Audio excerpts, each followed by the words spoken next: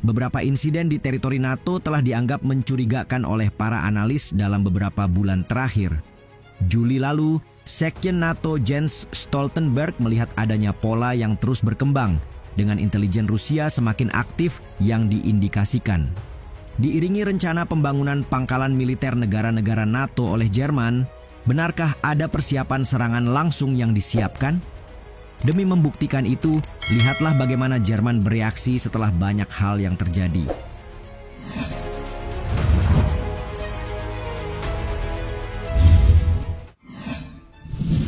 Potensi ancaman di Jerman.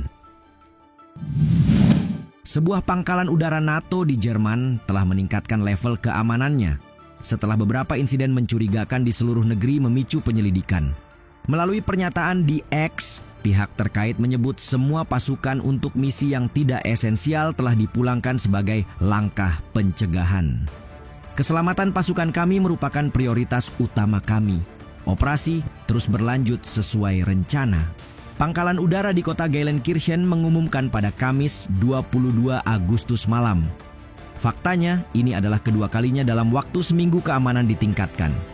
Juru bicara untuk pangkalan militer mengatakan dalam sebuah pernyataan bahwa level peringatan telah dinaikkan ke level Charlie, level peringatan tertinggi kedua dari 4 level yang ada. Mengutip VOA, level Charlie dideskripsikan seperti pihak intelijen telah menerima laporan bahwa beberapa bentuk aksi teror terhadap NATO dan anggotanya kemungkinan besar akan terjadi. Rabu lalu, penyisiran menyeluruh pangkalan dilakukan menyusul laporan adanya upaya penyerobotan. Pada hari yang sama, pangkalan militer Jerman di Cologne ditutup karena kekhawatiran ada yang mencoba menyabotase pasokan air. Melalui laporan yang dihimpun Sky News, sekitar 10.000 warga di kota Metternich, Jerman Barat disiagakan, menyusul penyelidikan potensi gangguan pada tangki air yang juga memasok air untuk militer Jerman.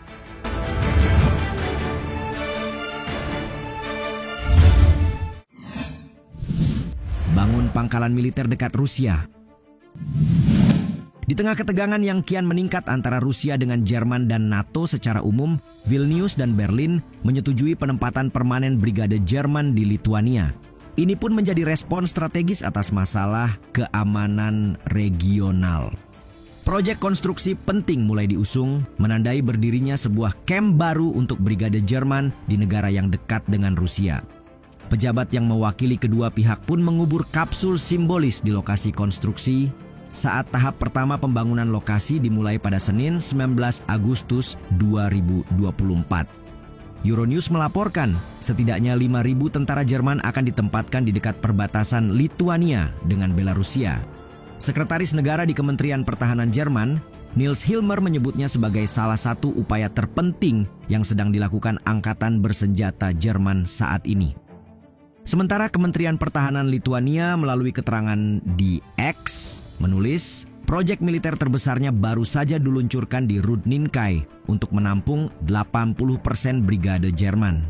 Selain memuji proyek yang belum pernah terjadi sebelumnya, kementerian juga mengklaim penguatan keamanan regional sekaligus menegaskan kembali komitmen terhadap pertahanan kolektif NATO. Brigade Jerman akan bekerja sebagai jaminan bagi penduduk kami dan sebagai pencegahan untuk mengusir Rusia, kata Menhan Raimundas Vaiksnoras seperti dikutip dari Reuters. Berlin telah memimpin pasukan NATO multinasional yang ditempatkan di negara Baltik itu. Adapun Moskow berulang kali menegaskan kemampuan militer blok yang semakin mendekati perbatasan Rusia dipandangnya sebagai ancaman langsung dan karenanya harus mereka tanggulangi.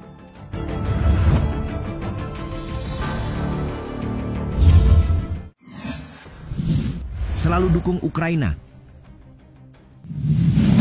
Semakin dekatnya ribuan tentara Jerman ke Rusia secara tidak langsung juga menguntungkan Ukraina. Begitulah hubungan antara Jerman dan Ukraina terjalin cukup erat apalagi sejak perang pecah. Hal tersebut bisa dilihat dari sejumlah dukungan, mulai dari sokongan dana dan persenjataan hingga keberpihakan di forum internasional.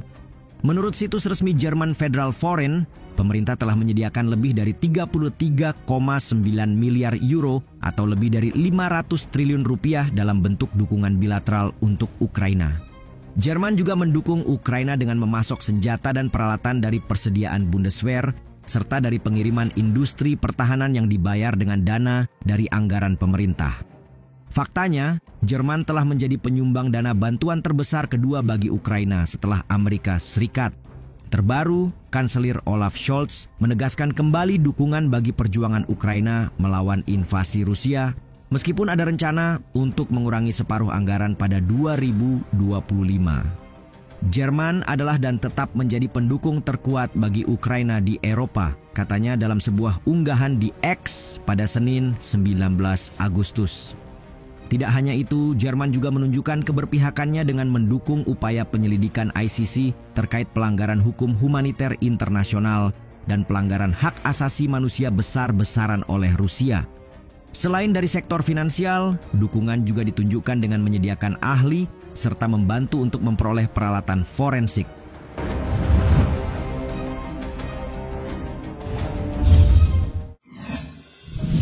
Rencanakan konflik militer dengan Rusia. Tidak hanya membantu Ukraina dengan logistik dan senjata, nyata Jerman juga sempat merencanakan eskalasi militer ke Rusia. Ya, dokumen rencana perang Jerman melawan Rusia telah dibocorkan media Berlin, Der Spiegel, dan Bild Juli lalu. Menurut klaim dokumen yang dijabarkan RT, Kementerian Pertahanan telah menyusun langkah darurat untuk potensi konflik militer dengan Moskow. Dalam hal ini, ada skenario yang membayangkan Jerman bertindak sebagai negara transit utama bagi pasukan NATO dengan penduduk dan layanan sipilnya diharapkan dapat membantu personel militer asing. Sebelumnya pada bulan Mei, pemerintah Jerman memperbarui pedoman masa perangnya secara resmi untuk pertama kalinya sejak 1989, di mana langkah-langkah seperti wajib militer dan memaksa produsen untuk terus memproduksi senjata juga termasuk dalamnya. Nah, dengan berdasar pada rencana operasional Jerman itulah, Der Spiegel menduga negara harus bisa mengatur pemindahan 800.000 pasukan NATO dan sekitar 200.000 kendaraan, termasuk tank dan perangkat keras lainnya, dari pelabuhan di Belanda dan Belgia ke timur dalam waktu 3 hingga 6 bulan. Sementara Bild yang mengutip juru bicara Kementerian Pertahanan menyebut Jerman perlu membangun kamp tawanan perang besar di wilayahnya jika konfrontasi militer dengan Rusia terjadi. Tentu saja ini di luar dari perannya sebagai pusat logistik NATO. Kedua media juga mengutip pernyataan Inspektur Jenderal Bundeswehr Carsten Breuer. Menurutnya, Berlin memiliki perkiraan waktu hingga 2029 untuk bersiap menghadapi potensi konflik militer dengan Moskow, sebab Rusia seharusnya dapat menyerang NATO saat itu.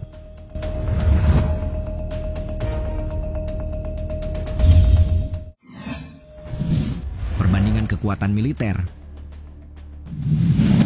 Bagaimana jika konflik Jerman dan Rusia benar-benar terjadi? Tentunya penting untuk mengetahui seperti apa kekuatan militer masing-masing negara. Rusia sendiri dikenal adidaya terutama karena kekuatan militernya menempati urutan kedua di dunia berdasarkan pemeringkatan Global Firepower. Urutan itu jauh melampaui Jerman yang menempati posisi 19 dari 145 negara pada tahun 2024. Namun tahukah kalian, terlepas dari dukungan NATO, kekuatan militer Jerman juga cukup besar untuk melawan Rusia. Melihat kemungkinan pertempuran antar keduanya, berikut kekuatan militer masing-masing negara jika diperbandingkan dengan angka. Pada jumlah tentara, Rusia unggul dengan kepemilikan 1,32 juta personil aktif, 2 juta tentara cadangan, dan 250.000 unit paramiliter. Sedangkan Jerman hanya memiliki 181.600 personel tentara aktif dan 34.000 tentara cadangan. Rusia juga unggul dalam jumlah persenjataan baik di sektor darat, laut, hingga udara, terutama karena Moskow memiliki 14.777 tank dan Berlin hanya memiliki 295 buah. Lebih jauh, Berlin tidak memiliki kapal induk layaknya Moskow. Namun sekali lagi, ini baru perbandingan masing-masing yang artinya belum melibatkan Jerman sebagai anggota NATO.